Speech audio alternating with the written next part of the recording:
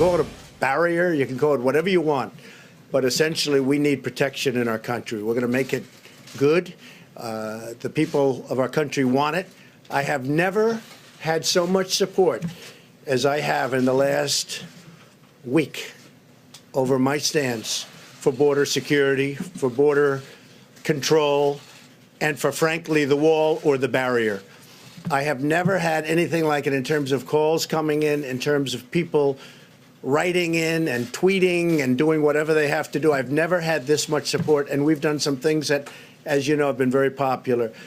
All right, that was President Trump speaking earlier today during his surprise appearance at the White House press briefing. Hannity Watch on the government shutdown and border security. We continue now with Secretary of State Mike Pompeo. Mr. Secretary, good to see you. I see this as a massive national security issue. It deals with relations, obviously, with Mexico. It's about drugs being brought into the country, human trafficking, criminals, gang members, some people that have ties to terror. Why shouldn't we all view this as a national security issue? Well, Sean, thanks for having me on tonight. We should all be very serious about this. I've been the CIA director. I'm now the Secretary of State.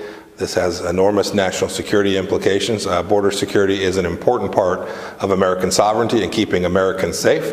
There is a central role to make sure that we know who's coming in and what is coming into our country. And President Trump is doing the right thing in making sure we understand what's moving across that border, and we do so with enough border security so we have confidence and we can do this on behalf of the American people. We've been able to apprehend 3,700 people that we've identified as having ties to terror? There's lots of risks associated. The narcotics risk itself has enormous implications for people inside the United States. There are lots of things that come across that southern border that we need to get control of, and President Trump is determined to make that happen. It includes the risk that we have terrorists come across that border. All right, we're talking about Central America, but you've had a pretty busy year. We have the talks with North Korea, talk about denuclearization of the Korean Peninsula. We have issues now with China. We also have issues with the Middle East, new alliances, opportunities hopefully emerging, certainly with Israel, with the Iranian deal being drawn back. Where do you see on the world stage, where is America different now? Because I don't think the president gets a lot of credit for a lot of progress around the world. Oh, Sean, we have made fundamental changes in American foreign policy that enormously benefit the American people. I could tick through the same list of places that you spoke about. The previous administration had decided that the world's largest state sponsor of terror was the partner in the Middle East, Iran. We've fundamentally flipped that. We know that that is a real threat to the world and to America, and so we have developed relationships with Arab countries and Israel. We've brought them together to develop a coalition to keep Americans safe from things going on in the Middle East. You spoke first, I think, about North Korea. Lots of work that is left to be done, but I'm confident that in the next short period of time, President Trump and Chairman Kim will get the chance to meet again and truly create a much better, safer America with less threat of not only nuclear weapons being launched at us, but nuclear proliferation as well. These are real risks and real changes from the previous administration's policies. All right, let's talk specifically about North Korea. So the president's been hinting and saying that there's going to be another meeting with Kim Jong-un. Will that be about, and will there be the potential at that meeting of the denuclearization of the entire peninsula? Obviously, missiles aren't being fired, remains have been sent back, hostages have been released. So a lot of progress. Is this where you might close that deal? You know, Sean, I'd be surprised if we get all the way home in this meeting, although it would be fantastic if we did.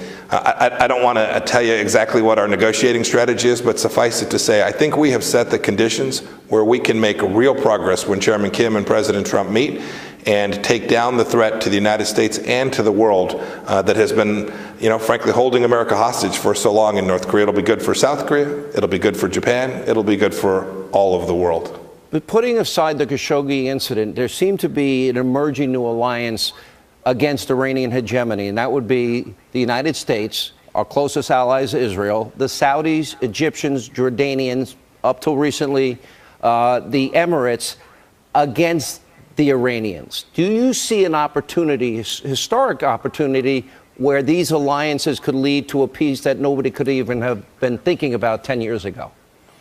Sean, undoubtedly. We have set the conditions in the Middle East where these countries are now working together across multiple fronts. You saw the president's announcement about our withdrawal from Syria. We're still going to be able to effectively, with those partners, counter the threat from ISIS in the region, and we'll do it without those 2,000 soldiers on the ground. We haven't changed our policy about continuing to make sure that there is no ISIS resurgence, and we're just going to do it in a way that is smarter and better, and we can do that because of the alliances that President Trump has built. All right, let's talk about China in the sense they've had a massive military buildup, but your State Department issued a warning to Americans traveling to China that, in fact, they could issue exit bans preventing Americans from leaving. What's the status? So, Sean, we didn't change the level of the warning there in China. We did change some of the language.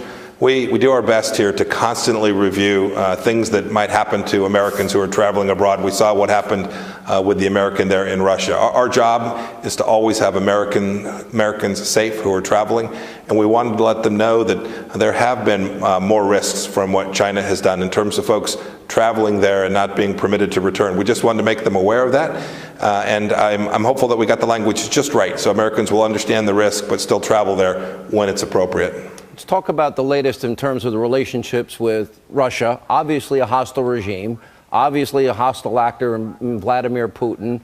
Not only the United States, but other countries have experienced their cyber warfare, if you will, or their desire to create chaos in other countries.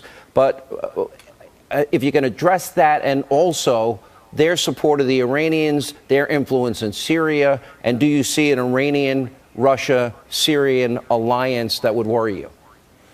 I am concerned about that. And frankly, the Russians' behavior has not been good. But this administration has been very serious at responding to that. Whether it was the strikes the president has taken in Syria, those were in Syria, but the Russians were all around it. Our effort with respect to what the Russians did in Skripal, the sanctions we've put on Russian oligarchs who have threatened America and American interests, those are real responses. We've done that, Sean, at the same time that we're trying to find space where we can work with them, trying to find opportunities where the Russians and American interests overlap, even if our value sets do not, so that we can work together against some of these most difficult problems. It's been tough, and Vladimir Putin has not cooperated, but we're still trying to find a place to do that. The president has some critics as it relates to saying that he wants to withdraw from Syria and Afghanistan. Is there a timetable, or will it be based on the situation on the ground? The president's always been very clear that he wanted to get our soldiers back home. In Syria, he's made that decision, and we are working in that direction. That decision's done, and we will withdraw from Syria. The timeline will be consistent with what we can do to make sure that our soldiers are safe, that we continue the counter-ISIS campaign, that we do all that we can to keep the coalition against Iran together. Those are also things that the president's made very clear he was going to do when he visited Iraq now, a week ago. He made very clear that those were things that were also important. So we will manage those threats to America, but we'll do so without a couple thousand folks on the ground in Syria. I wouldn't even venture a guess how many frequent flyer miles you have as a result of just 1 year. We've been friends a long time. I know how hard you're working and how much success is happening on the world stage. Secretary Pompeo, thanks for joining us. Sean, thank you very much. Have a good evening.